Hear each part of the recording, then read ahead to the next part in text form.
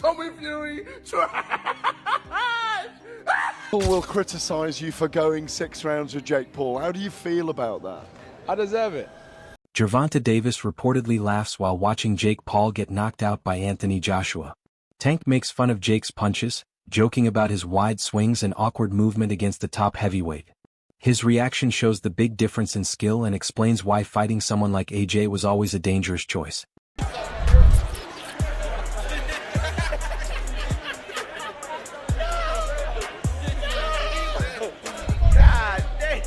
Ryan Garcia shared his reaction to the Anthony Joshua vs. Jake Paul fight on X. He said that Gervonta Davis would have hurt Jake even more, showing that Davis has much more skill and power than Paul. The boxing world is buzzing not just about the fight, but also about drama outside the ring. Analyst Fannin said there is a real chance that Gervonta Davis could sue Jake Paul for defamation. This comes after Jake Paul allegedly accused Davis of hurting a girl, which Fannin says is completely false. He believes the claim has no proof and that the issue is now turning into a possible legal battle. And real possibility of Gervonta Davis filing a lawsuit against Jake Paul for defamation. A very, very real and possible thing. Jake Paul could be responsible for defamation against Gervonta Davis. I absolutely believe that to be the case. That's because Jake Paul said that he saw a videotape where Gervonta Davis punched a girl in her face. There's no testimony by anybody at all that Gervonta Davis did that. The girl herself is not accusing him of that. The videotape that somebody in the media said that they saw, a journalist said that they were given a copy to, or they were shown a copy of, didn't say it showed anything about Gervonta Davis punching the girl or hitting the girl. It was just that the person categorized it as it looking as if Gervonta was forcing her to leave the club. So basically, she was walking out of the club with Gervonta. Many people in boxing and online reacted strongly to Jake Paul's fight against Anthony Joshua, showing both respect and surprise. Chris Eubank Jr. posted on X that no matter the result, Jake stepped into the ring with an Olympic gold medalist and former heavyweight champion and fought until the end. He said Jake deserves respect for doing something most people would never try and for not giving up. Adding some humor, Kiss I shared a post on X showing himself laughing after waking up to news that Jake Paul had been knocked out. Yo, don't mind me, just smoking on that Jake Paul pack. Honestly, Jake Paul, trash. Tommy Fury, trash.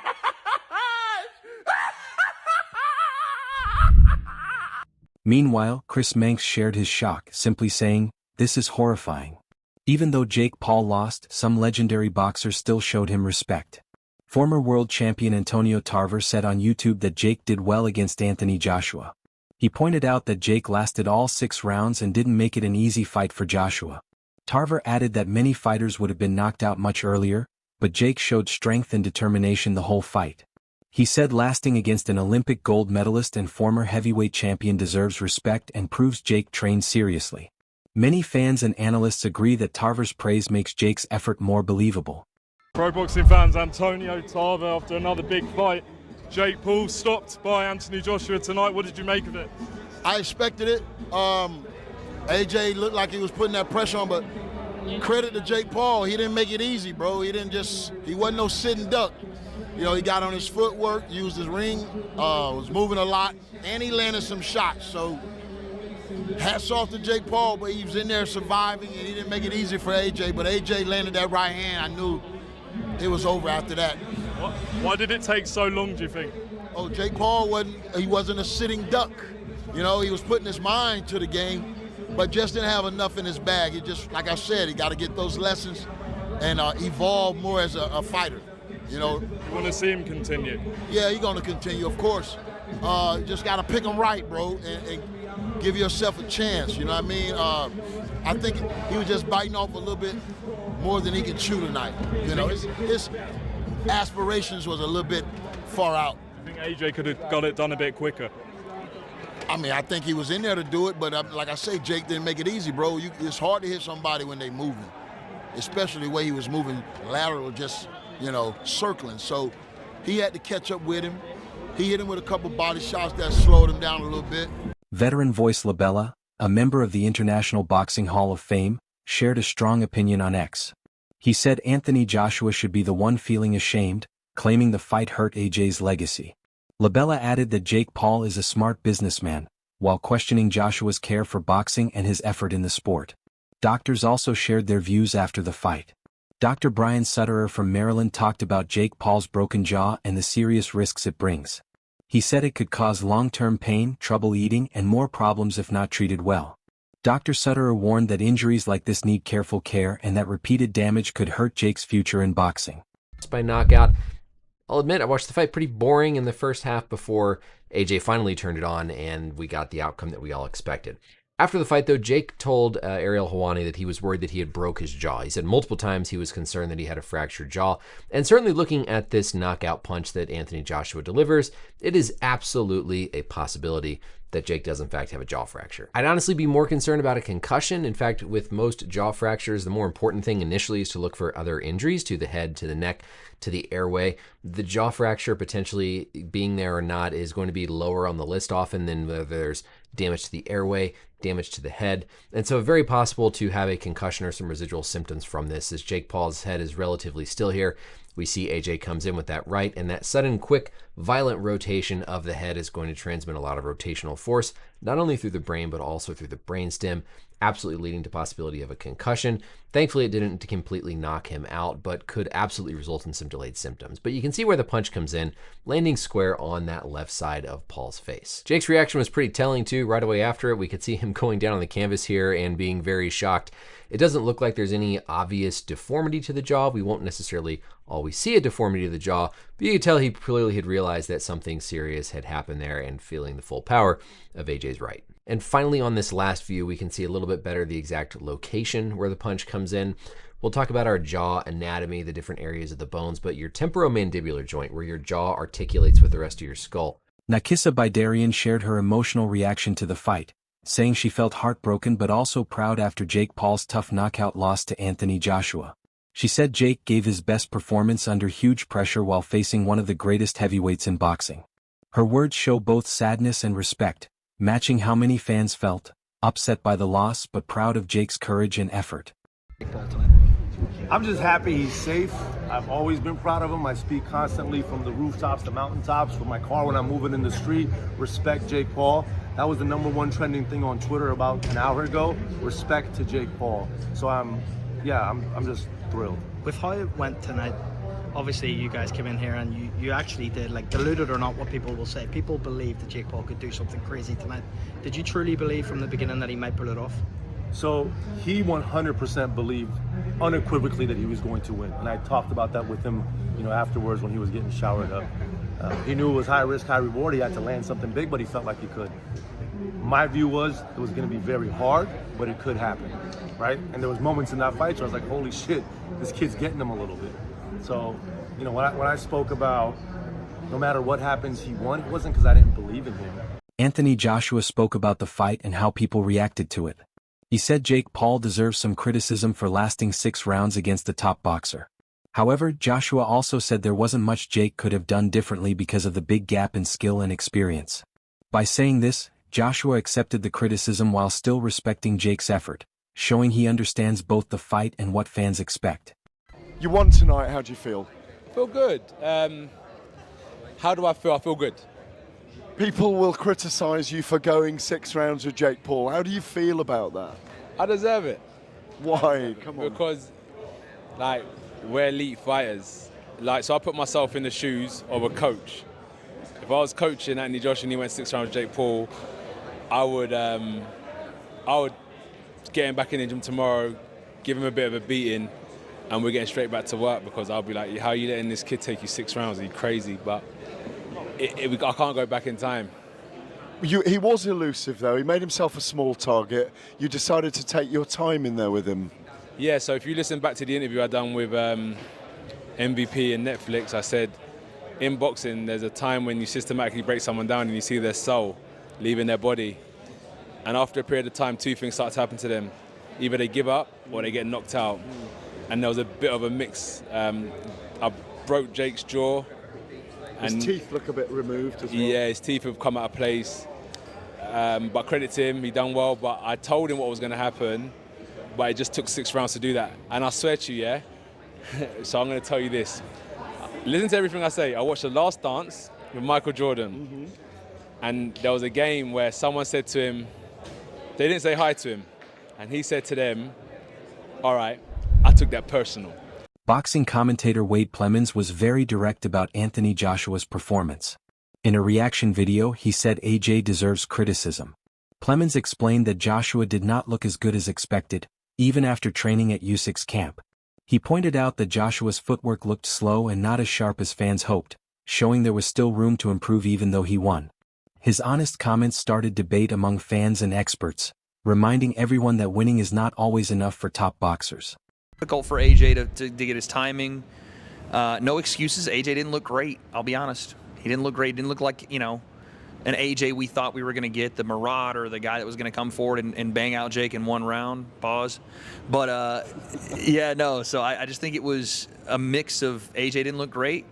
Jake didn't engage as much as people maybe thought he would, even though I kind of thought this is exactly how the fight would go.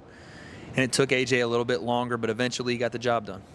I mean, look, it was a big ring. We knew it was going to be a big ring. It looked at times like it was a fight on a football pitch sometimes. It was a big ring. Jake made it feel very big because he hugged those ropes. It wasn't... You've got to cut the ring off. Right. 100%. And this is the thing where AJ deserves, the criticism of a guy that has his skill level, a guy that has his experience level. You shouldn't be getting caught up in the idea that you have to go and put him out in 1 round. You said in the whole fight week leading up that you weren't going to worry about the crowd, that you weren't going to worry about the mind games.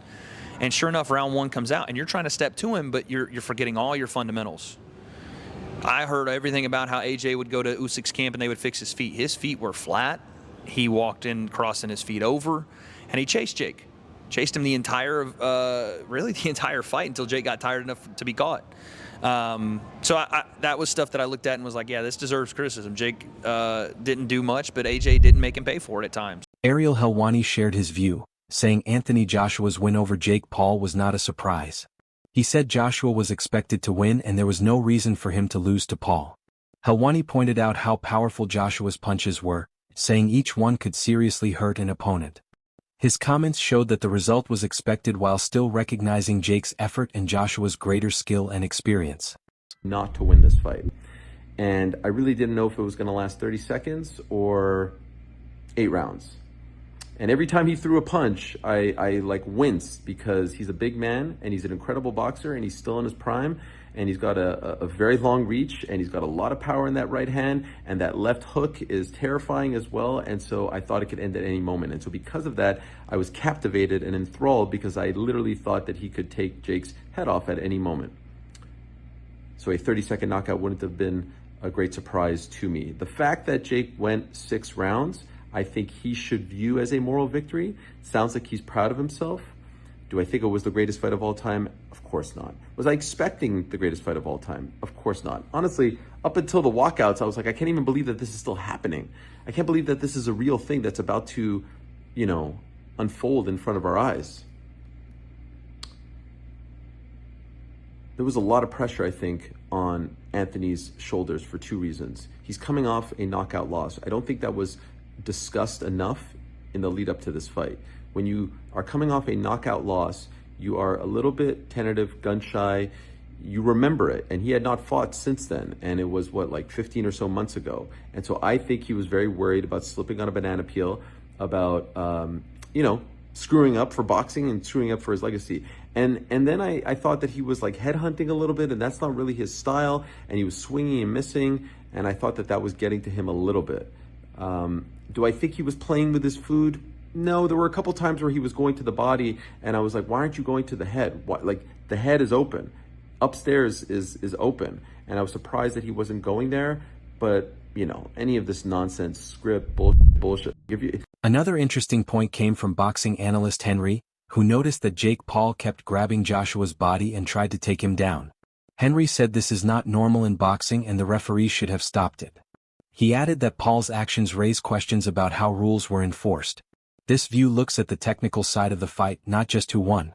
was a little bit worried about what was coming back at him. He was kind of unaware of what kind of power Jake Paul had. He clearly didn't really want to get hurt or hit. And also, as soon as Joshua did get to the inside against Jake Paul would clinch instantly. And something that he did repeatedly throughout the fight, which was very frustrating to watch, that the referee didn't really punish or lock down on, was the fact that Jake Paul kept sliding down AJ's body, grabbing his legs and going down to the ground, basically. Now, it's a tactic that people use when they're tired and when they're worried about being in that clinch for too long, because they don't want to be smothered by the bigger man, held by the bigger man, have to go into a wrestling match. It's basically submitting and saying, I can't compete with you in that space. Also, this gives me a quick chance to catch my breath and do a bit more moving, which is something that he did constantly throughout this fight. It also revealed to us why it was only 8 rounds. We already had the feeling that perhaps Jake Paul would try and survive, which was why the fight was on the shorter side. To get through 8 rounds was a lot more thinkable than getting through 10 or 12. And there's no other reason for Anthony Joshua to agree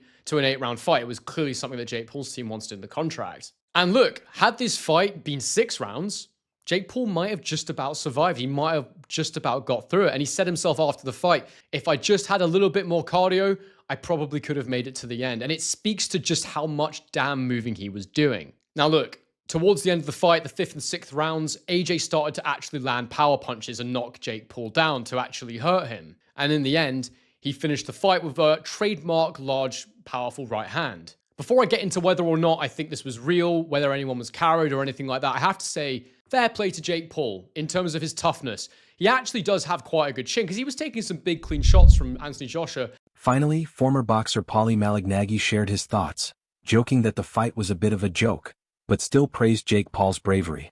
He said Jake risked a lot by facing a top athlete like Anthony Joshua. Paulie added that Jake deserves credit for taking on the challenge and dealing with possible injuries. His comments show that courage and effort in the ring are just as important as winning or losing. Jake Paul versus Anthony Joshua is over. Thank God it's over. What a joke of a fight. I was hoping that I could at least give Jake credibility and saying, you know what, he took this challenge. You know, even if it's for a lot of money, he still had the guts to walk to the ring and all this stuff. I was hoping, you know, you're gonna get knocked out anyway, dude. Like, I was hoping I could say, you know what, because he earned the respect of boxing fans by going out on his shield. The guy just ran for his life.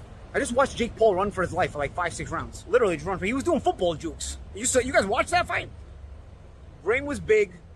I made a freaking point about that ring being big, and he used it to his advantage in terms of survival in every way he could.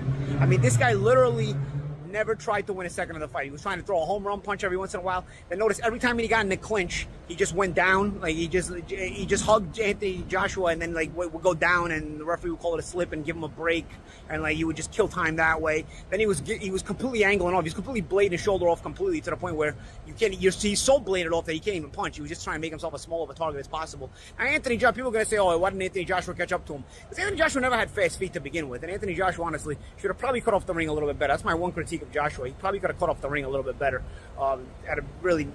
Joshua's always never really had the best feet, but in terms of cutting off the ring, could have at least done that. But honestly, what do you want the guy to do? I mean, this guy ran for his life in a 22 by 22 foot ring. That ring was huge. I can't believe what I just watched, guys. I'm seriously, like, dude, that's it. This was AJ's chance. Could have went out on his shield and his chance to say, yeah, get the respect of the boxing community. This was the one that could have got him the respect of the boxing community. This was the one. That's all for today's video. Stay tuned for the next one.